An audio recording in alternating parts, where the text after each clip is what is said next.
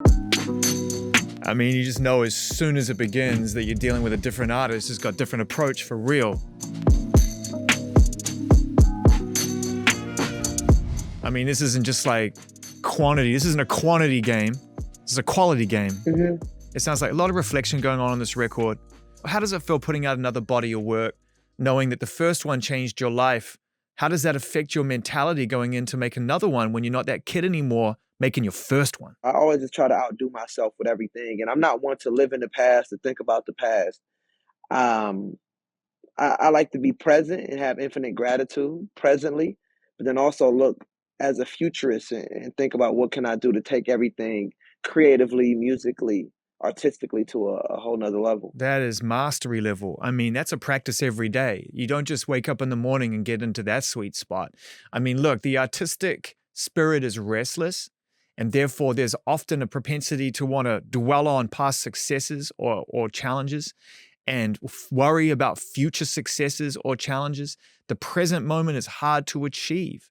It's hard to achieve, right? It's a discipline, right? No, absolutely. That's my word of this year so far, man, is just gratitude. I try to start, and I started off ending.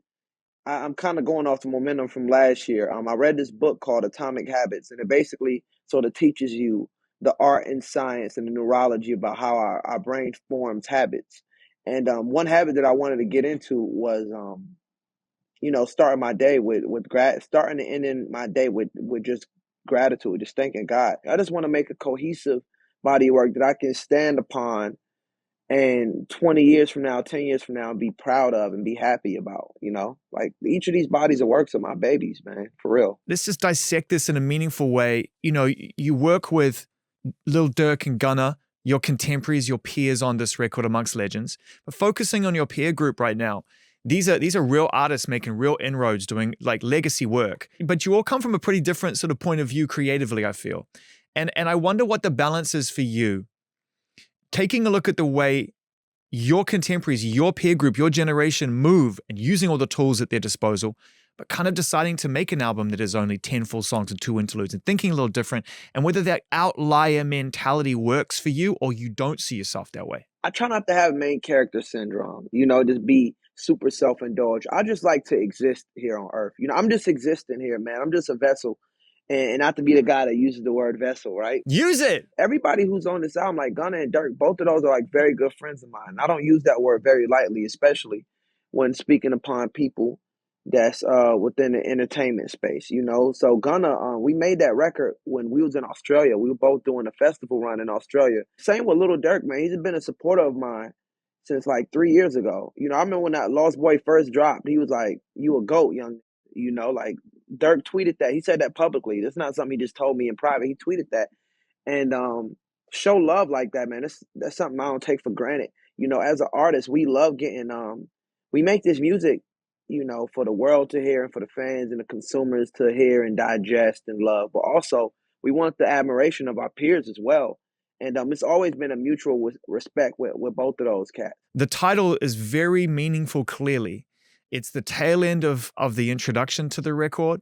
And it leads into the next piece of music, the second song, Jean-Michel, perfectly. Thank you. And I'd love to know the meaning behind it, and I'd love to know what the intro is saying to the album, and what is the story, because I know there is one. Shallow, that's my younger brother. He's in prison right now. He got 25 years, and I have him rapping on the intro because we was coming up rapping together. And he was more lit than I was. We was both coming up like for real. He was popping more. So I feel like I'm kind of like harvesting a seed that he planted in a way. And I say that to say I felt as though it was only right that I had bro on the intro rapping on the album. The music is always powerful when you choose it, and I feel like you're very deliberate as a producer yourself. You're very, very in the idea of the. Sometimes you hear verses and you're like, cool, that's a great foundation for that. But with you, I feel like you're inspired by what you hear musically and you want to add something almost like a timeless approach to songwriting. Absolutely. How do you sort of approach choosing your beats and deciding what you want to embellish and work on? Sometimes I just go through a whole day myself picking out samples, and I'll chop them up and I'll give it to one of the homies because my drums that I have right now is like not good. You ain't got the folder? No, no, no. You know what? Because being a true leader is recognizing your strengths and your talents, and the strengths and talents of others. You know, and coming together on a conglomerate effort. And so, I'm pretty good at picking sample choices and different sounds and sonics and things of that nature. What song on this album, Cordae, is the most emotional for you, or at least the one that resonates on a truth level the most? Probably Mama's Hood. Can we talk about that? I wrote that song the day after one of my best friends got killed from back home from Westlake. And we were really close in high school, man. My boy Pitt, shout out Jawan Ross. And when he got killed, man, I just started dealing with survivor's guilt like crazy. And that inspired the song. And I felt guilty because I'm like, man, I could have saved him. I could have brought him on the road. I could have found a way. I could have saved him. And I wrote that song in remembrance of my homie. Mm. I'm sorry you had to go through that, man.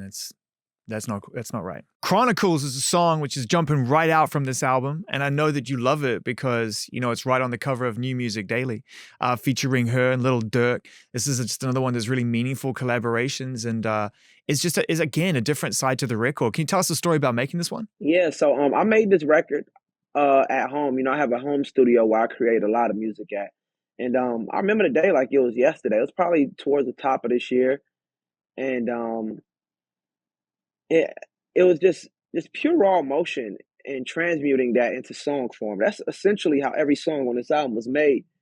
And but that one in particular, it just gave me a certain feeling when I heard it. When I finished that record, I was like, it just gives me a feeling. Who are you most nervous to playing this album to when you felt it was good enough to play to anybody? Who did you decide to share it with because you knew the feedback you were going to get was going to be the most honest? I sent it to CP3, to Chris Paul. I sent it to Dave Chappelle. I sent it to Colin Kaepernick, all of who are like good, very good friends of mine. And not really nervous, just more so just to I feel like they'll send me like some sneakers or something exclusive before it comes out, always. But so I just like to return the favor. One song with you and Nas, Stevie Wonder lending his incredible breath to this record as well. How was it putting that particular song together? Because that one's such a standout, and I feel like you and Nas just aesthetically and tonally are sort of separated at birth, if you know what I mean. Yeah, nah, Nas, man, listen, I'm a Nas baby all day. Like most of my style and influence comes directly from Nas. I'll say that all day. Like my style, my cadences, like Nas directly influenced me, just straight up. Like there is no me without Nas. Do you have a favorite Nas verse or a moment that it really stands out for you? I love It Was Written. It Was Written is like one of my all-time favorite albums. Yeah, I love that, man. I would expect nothing less. It was definitely some last minute alley oops and buzzer beaters. Eminem is stylistically very early on. Any artist with coming to a lyricist approach with making music in hip hop definitely has some sort of Eminem influence. It's like impossible not to. It's impossible. And Eminem, man, definitely. My first song that I came out with was the My Name Is remix. So that tells you all I need to say about what I think of Eminem. And how much his music has meant to me. And just an honor to work with, like a Stevie Wonder as well. Him to put his harmonica and bless it with the record. So it's definitely a blessing. Let's just be very, very clear. You're also on a record. People already know about this because it's Sinister with Lil Wayne. You got Freddie Gibbs on there, Roddy Ricch showing up on there. I mean, it really is a beautifully curated body of work. And I think one of the real magic tricks that you've pulled off was not a magic trick because it's who you are and your skill set will always shine through, but it's undeniably your album, despite the quality of the guest list on this record. Every song that I make where I add another artist to, I just think about what color palette that they're going to add to the song. I think about what their vocal tone is, like a paintbrush, if you would. What are they going to add to this? And I just like to curate dope things. Was there sort of a constant to the way you approached writing the words on this? Is there like a sort of feeling that you knew you had to have before you could write to this album and know that you were going to keep the subject matter and the mood cohesive, even if it was loose? Is there a sort of sense of something that flowed through this experience looking back on it for you as you made it? Man, every song I would say I can tell you where I was what happened that day and what real life event influenced that song for every single song that's on the album. Every single song has a memory attached to it, has what I did earlier that day, what event, what did I go through that day that made me, or go through that week that made me write that song.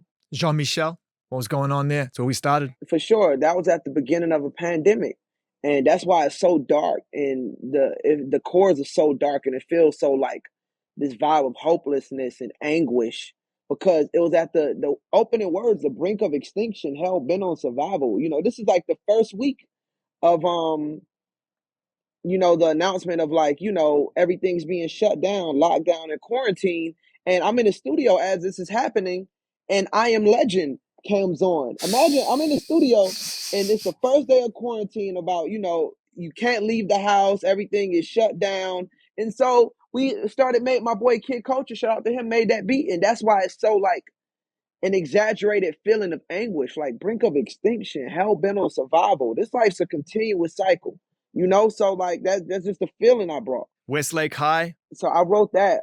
I was off shrooms that day when we made that beat, and we were just in the studio vibing, and I heard that my boy Jalil, matter of fact, sent me that sample because I'm always collecting samples. He sent me that sample. And I'm sitting down with Kid and we chopping it up, and we are like on cloud nine, literally on a cloud. And we creating this joint. And I'm like, I just want to make everybody feel like how I feel right now, and this beat does that.